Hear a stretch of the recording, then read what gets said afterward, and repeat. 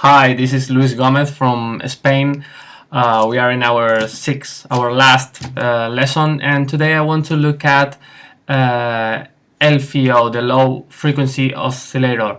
I want to go deeper and see what parameters, what characteristics it has, and we'll see a simple example of sound in my DAW. But first, let's have a quick look at what we've seen along the whole week. Okay, what we've seen this week is synthesis, and as you know, synthesis is compound of 5 modules. We got the oscillator, the VCO, voltage control oscillator, that let's say it's where we create the sound, the sampler, the emanator of sound. After we've got the filter, the VCF, that it's used to remove the unwanted frequency, and the most famous of course is the low pass filter. Then we've got the amplifier that controls volume, the LFO that we'll see it deeper now, and at last the envelope. That the envelope is what we saw about the shape of the wave. I mean, with those characteristics, with the attack time, the decay time, the sustain, and the release time. So let's go to focus on the low frequency oscillator with my example. Okay, here we go. So here is a piece of sound I've created. This is an arpeggiator, and I'm going to apply the LFO. The LFO, remember, modulates the VCO at a very low frequency, even under the human hearing.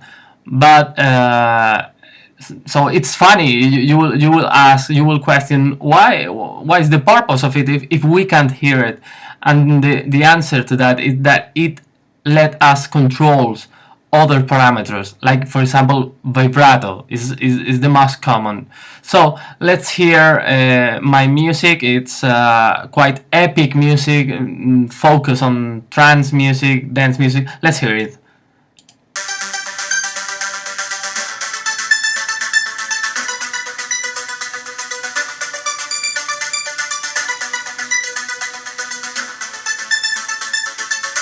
Okay, enough, and I'm going to open now the modulator where I've got the LFO. Here, as you can see here, we can manipulate the wave forms, the shape. It will affect, depending on what you choose. Remember, triangle, sine, square, noise. It's like a predefined effect of the LFO. Remember, we saw too the rate, the amount of LFO oscillation you can put. Okay, the most important thing here, I want you to hear the difference between this and now I'm going to apply.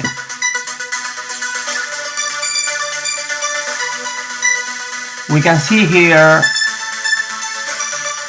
the representation of the effect without and with.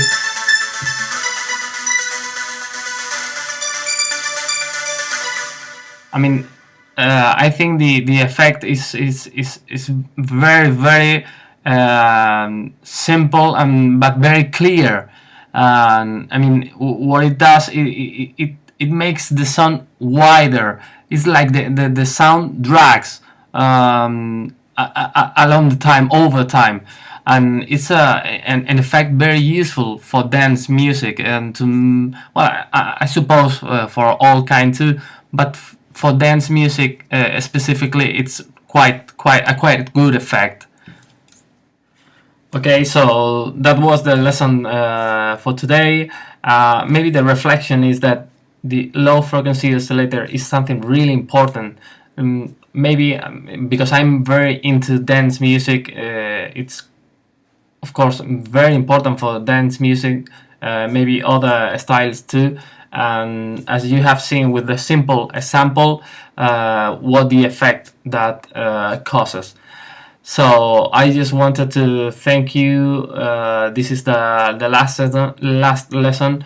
I've been really pleased to share my work with you, and thank you to all the people that corrected my word. Yes, I need to improve my English, and yes, it's been a whole pleasure. I hope to see you again in another course.